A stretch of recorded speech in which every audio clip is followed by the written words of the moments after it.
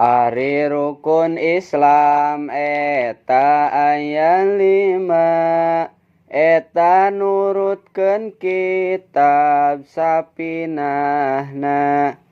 Karangan Syekh Salim bin Al-Hudrami, anu madhabna teh Imam Syafi'i.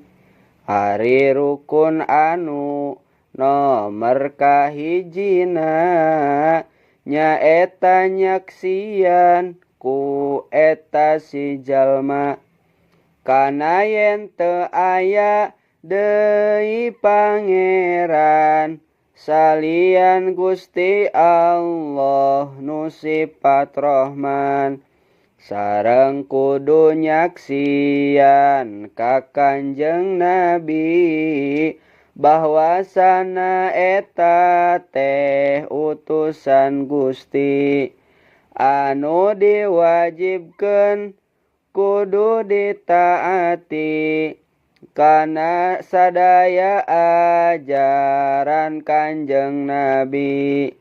Ari rukun anu nomer kaduana nyaeta salat anu 5 waktuna, midamelna kudu tepat waktuna, mun henteu tepat disiksa anu nyata. Ari rukun anu nomer katiluna nyaeta mayar zakat dina waktuna.